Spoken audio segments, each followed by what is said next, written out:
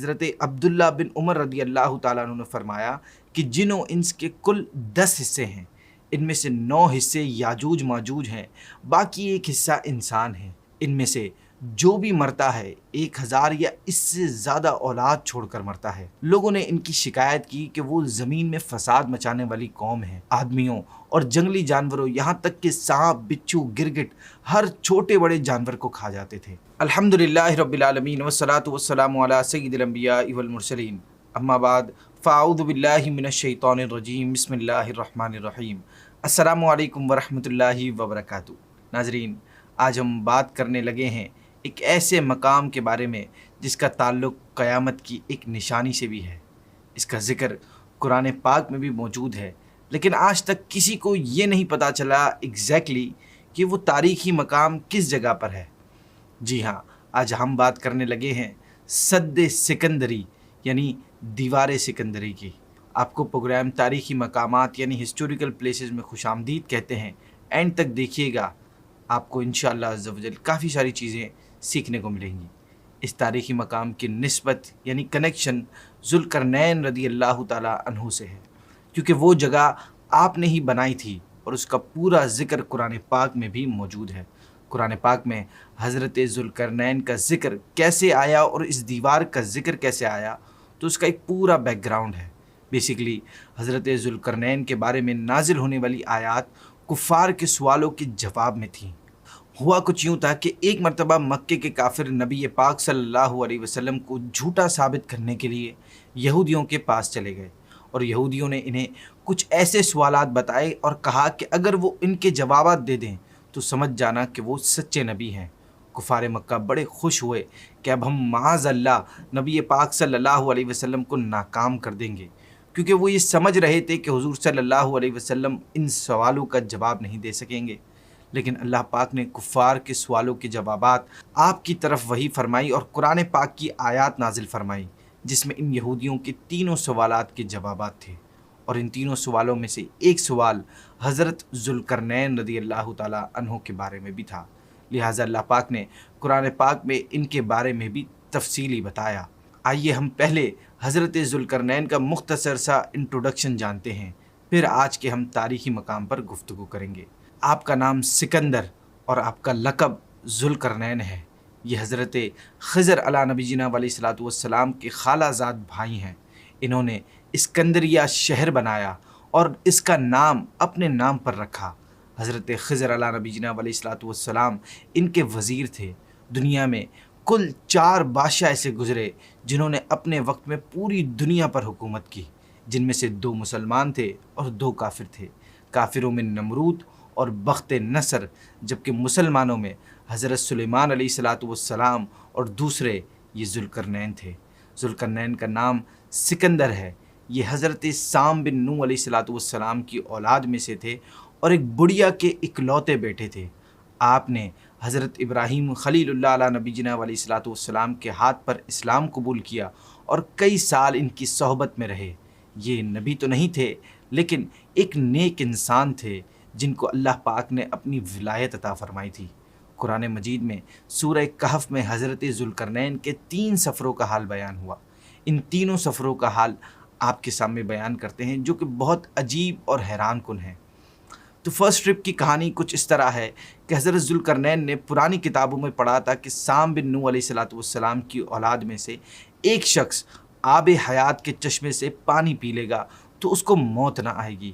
اس لیے حضرت ذوالقرنین نے مغرب کا سفر کیا۔ آپ کے ساتھ خضر علیہ الصلوۃ والسلام بھی تھے۔ حضرت خضر تو آب حیات کے چشمے پر پہنچ گئے اور اس کا پانی بھی پی لیا، مگر ذوالقرنین کے مقدر میں نہیں تھا، ان کو یہ آب حیات نہ مل سکا۔ اس سفر میں آپ ویسٹ سائڈ کی طرف بھی روانہ ہوئے اور ایسے مقام پر پہنچے کہ انہیں سورج غروب کے وقت ایسا نظر آیا کہ وہ ایک سیاہ چشمے میں ڈوب رہا ہے، جیسا کہ سمندری سفر کرنے والوں کو آفتاب سمندر کے کالی پانی میں ڈوبتا نظر آتا ہے۔ وہاں ان کو ایک ایسی قوم ملی جو جانوروں کی کھال پہنے ہوئی تھی اور دریائی مردہ جانوروں کے سوا ان کی غذا کوئی دوسرا سامان نہیں تھا۔ یہ قوم ناسک کہلاتی تھی۔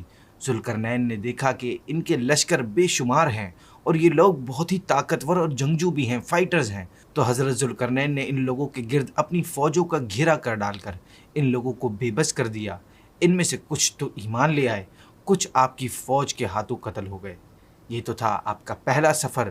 سیکنڈ ٹرپ کے لیے آپ نے ایسٹ کی طرف سفر فرمایا، یہاں تک کہ جب سورج طلوع ہونے کی جگہ پہنچے تو یہ دیکھا کہ وہاں ایک ایسی قوم ہے جن کے پاس کوئی عمارت اور مکانات نہیں ہیں۔ ان لوگوں کا یہ حال تھا کہ سورج طلوع ہونے کے وقت یہ لوگ زمین کی غاروں میں چھپ جاتے تھے اور سورج ڈھل جانے کے بعد غاروں سے نکل کر اپنی روزی کی تلاش میں لگ جاتے تھے۔ یہ لوگ قوم منسک کہلاتے تھے۔ حضرت ذوالقرنین نے ان لوگوں کے مقابلے میں بھی لشکر آرائی کی اور جو لوگ ایمان لے آئے ان کے ساتھ بہترین سلوک کیا اور جو اپنے کفر پر اڑے رہے ان سے جنگ کی۔ پھر آپ نے تیسرا سفر، تیسری ٹرپ نارتھ کی جانب کی، یہاں تک کہ سدین، دو پہاڑوں کے درمیان میں پہنچے تو وہاں کی آبادی کی عجیب و غریب زبان تھی۔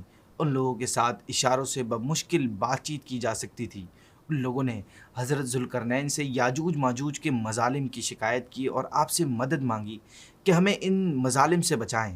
ناظرین، یہ یاجوج ماجوج یافز بن نوح علیہ السلام کی اولاد میں سے ایک فسادی گروہ ہے، اور ان لوگوں کی تعداد بہت ہی زیادہ ہے، جن کا اندازہ آپ اس حدیث پاک سے لگا سکتے ہیں کہ حضرت عبداللہ بن عمر رضی اللہ تعالیٰ عنہ نے فرمایا کہ جن و انس کے کل 10 حصے ہیں، ان میں سے 9 حصے یاجوج ماجوج ہیں، باقی ایک حصہ جن و انس ہے۔ یاجوج ماجوج یہ اولاد آدم علیہ السلام سے ہیں، ان میں میل بھی ہیں اور فیمیل بھی۔ ان کے 3 گروہ یعنی گروپس ہیں، ایک طاویل، دوسرا تاریس، تیسرا منسک۔ ان میں سے جو بھی مرتا ہے 1000 یا اس سے زیادہ اولاد چھوڑ کر مرتا ہے۔ یہ لوگ ڈینجرس فائٹرز، خونخوار اور بالکل ہی وحشی اور جنگلی ہیں جو جانوروں کی طرح رہتے ہیں۔ اسپرنگ سیزنز میں یہ لوگ اپنے غاروں سے نکل کر تمام کھیتیاں اور سبزیاں کھا جاتے تھے اور خشک چیزوں کو لاد کر لے جاتے تھے۔ آدمیوں اور جنگلی جانوروں، یہاں تک کہ سانپ، بچھو، گرگٹ، ہر چھوٹے بڑے جانور کو کھا جاتے تھے۔ حضرت ذوالقرنین رضی اللہ تعالیٰ عنہ سے لوگوں نے ان کی شکایت کی کہ وہ زمین میں فساد مچانے والی قوم ہے، لہٰذا ہم آپ کو کچھ مال دے دیتے ہیں جس کے بدلے آپ ہمارے اور ان کے درمیان ایک دیوار بنا دیں تاکہ وہ ہم تک نہ پہنچ سکیں اور ہم ان کے شر اور وہ جو ہمیں تکلیف دیتے ہیں اس سے محفوظ رہ سکے۔ ناظرین، یہی وہ دیوار ہے جو ہمارا آج کا ٹاپک ہے۔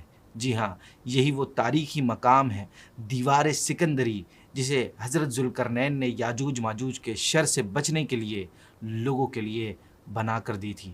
اور آپ نے یہ دیوار انہیں کس طرح بنا کر دی تھی، اس کا مکمل ذکر سورہ کہف میں بھی موجود ہے۔ جب حضرت ذوالقرنین سے لوگوں نے فریاد کی کہ آپ ہمیں یاجوج ماجوج کے ان مظالم سے بچا لیں، بھلے ہم آپ کو اس کے بدلے کچھ مال وغیرہ بھی دے دیں گے، تو حضرت ذوالقرنین نے فرمایا کہ مجھے تمہارے مال کی کوئی ضرورت نہیں ہے، اللہ پاک نے مجھے سب کچھ دیا ہے، بس تم لوگ جسمانی محنت سے میری مدد کرو۔ چنانچہ آپ نے دونوں پہاڑوں کے درمیان بہت گہری ایک بنیاد کھدوائی، یہاں تک کہ زمین سے پانی نکل آیا۔ جب پانی نکل آیا تو اس پر پگھلائے ہوئے تانبے کے گارے سے پتھر جمائے گئے اور لوہے کے تختے نیچے اوپر لگا کر ان کے درمیان لکڑی اور کوئلہ بھروا دیا اور اس میں آگ لگوا دی۔ اس طرح دیوار پہاڑ کی بلندی تک اونچی کر دی گئی اور دونوں پہاڑوں کے درمیان کوئی جگہ نہ چھوڑی گئی۔ پھر پگھلا ہوا تانبا دیوار میں پلا دیا گیا جو سب مل کر بہت ہی اسٹرانگ اور ویری اسٹیبل دیوار بن گئی۔ جب حضرت ذوالقرنین نے دیوار مکمل کر لی تو یاجوج ماجوج آئے اور انہوں نے اس دیوار پر چڑھنے کا ارادہ کیا، تو اس کی بلندی اور پھسلان یعنی سلپری ہونے کی وجہ سے اس پر نہ چڑھ سکے۔ پھر انہوں نے نیچے سے اس میں سوراخ کرنے کی کوشش کی تو اس دیوار کی سختی اور موٹائی کی وجہ سے اس میں سوراخ بھی نہ کر سکے، جس پر حضرت ذوالقرنین رضی اللہ تعالیٰ عنہ نے کہا کہ یہ دیوار میرے رب کی رحمت اور اس کی نعمت ہے، کیونکہ یہ یاجوج اور ماجوج کے نکلنے میں رکاوٹ ہے۔ آپ نے مزید فرمایا کہ پھر جب رب کا وعدہ آئے گا اور قیامت کے قریب یاجوج ماجوج کے نکلنے کا وقت آئے گا تو میرا رب اس دیوار کو پاش پاش کر دے گا اور یوں یہ یاجوج ماجوج نکل آئیں گے۔ قرآن پاک میں سورہ کہف میں اس کا تذکرہ کچھ یوں ہے، وَتَرَكْنَا بَعْدَهُمْ يَوْمَئِذٍ يَمُوجُ فِي بَعْضٍ، اور اس دن ہم انہیں چھوڑ دیں گے کہ ان کا ایک گروہ دوسرے پر سیلاب کی طرح آئے گا۔ یعنی جب دیوار ٹوٹ جائے گی تو اس دن ہم یاجوج ماجوج کو اس طرح چھوڑ دیں گے کہ ان کا ایک گروہ دوسرے پر اس طرح آئے گا جس طرح پانی کی لہر ایک دوسرے پر آتی ہے، اور وہ اپنی کثیر تعداد کی وجہ سے ایک دوسرے کے ساتھ ملے ہوں گے۔ یاجوج اور ماجوج کے نکلنے سے متعلق ترمذی شریف میں حضرت ابو ہریرہ رضی اللہ تعالیٰ عنہ سے روایت ہے کہ نبی پاک صلی اللہ علیہ وسلم نے ارشاد فرمایا کہ یاجوج ماجوج روزانہ اس طرح دیوار کو کھودتے ہیں کہ حتیٰ کہ جب اسے توڑنے کے قریب ہوتے ہیں تو ان کا سردار کہتا ہے کہ اب واپس چلو، باقی کل توڑ لیں گے۔ نبی پاک صلی اللہ علیہ وسلم نے فرمایا اللہ پاک اسے پہلے سے بھی بہتر کر دیتا ہے، یہاں تک کہ جب ان کی مدت پوری ہو جائے گی اور اللہ پاک انہیں لوگوں پر بھیجنا چاہے گا تو ان کا سردار کہے گا کہ واپس لوٹ جاؤ، کل انشاءاللہ تم اسے توڑ ڈالو گے۔ اس بار وہ یہ بات انشاءاللہ کے ساتھ کہے گا، لہٰذا دوسرے دن جب وہ واپس آئیں گے ویسے ہی پائیں گے جس طرح چھوڑ کر گئے تھے، اور یوں اسے توڑ کر باہر لوگوں پر نکل آئیں گے۔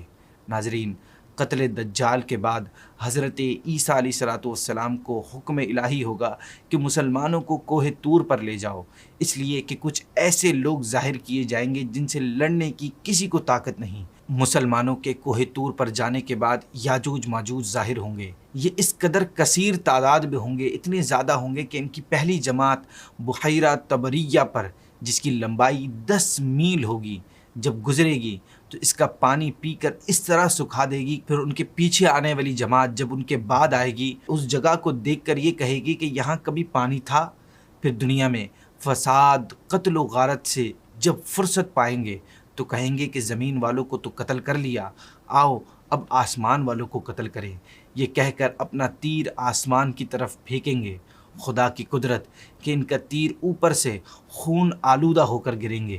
یہ اپنی انہی حرکتوں میں مشغول ہوں گے، اور وہاں پہاڑ پر حضرت عیسیٰ علیہ السلام اپنے ساتھیوں کے ساتھ ٹھہرے ہوں گے، یہاں تک کہ ان کے نزدیک گائے کے سر کی وہ اہمیت ہوگی جو آج تمہارے نزدیک 100 اشرفیوں کی نہیں۔ اس وقت حضرت عیسیٰ علیہ السلام ماں اپنے ہمراہیوں کے دعا فرمائیں گے، اللہ پاک ان کی گردنوں میں ایک قسم کے کیڑے پیدا کر دے گا کہ ایک دم میں وہ سب کے سب مر جائیں گے۔ ان کے مرنے کے بعد حضرت عیسیٰ علیہ السلام پہاڑ سے اتریں گے، دیکھیں گے کہ تمام زمین ان کی لاشوں اور بدبو سے بھری پڑی ہے، ایک بالشت بھی زمین خالی نہیں۔ اس وقت حضرت عیسیٰ علیہ السلام اپنے دوسرے لوگوں کے ساتھ پھر دعا کریں گے تو اللہ پاک ایک قسم کے پرندے بھیجے گا، وہ ان کی لاشوں کو جہاں اللہ چاہے گا پھینک آئیں گے، اور ان کے جنگی سامان کو مسلمان 7 برس تک جلائیں گے۔ ناظرین، تو یہ تھا ہمارا آج کا ایپیسوڈ، ہمارا آج کا تاریخی مقام دیوار سکندری۔ قیامت کے قریب جہاں بہت سے فتنے پیدا ہوں گے، ان میں سے ایک فتنہ انہی کا ہوگا، یعنی یاجوج ماجوج کا ہوگا، کہ یہ دیوار ٹوٹ جائے گی اور یہ نکل پڑیں گے اور زمین میں تباہی مچائیں گے۔ اس کے علاوہ اور بھی بہت سارے فتنے ہوں گے، جن میں سے سب سے بڑا فتنہ دجال کا ہوگا، جس سے بچنے کے لیے ہمیں حدیث میں ہر جمعہ سورہ کہف پڑھنے کی ترغیب دی گئی ہے۔ جی ہاں، یہی سورت جس میں حضرت ذوالقرنین کا ذکر بھی ہے۔ ناظرین، اللہ پاک سے دعا کرتے ہیں کہ وہ ہمیں دجال کے فتنے سے محفوظ فرمائے، اور اس کے علاوہ جتنے بھی فتنے آئیں گے اور آنے والے ہیں ان سے ہماری حفاظت فرمائے۔ آمین۔ ہمارے پروگرام کا ناظرین وقت ختم ہوا۔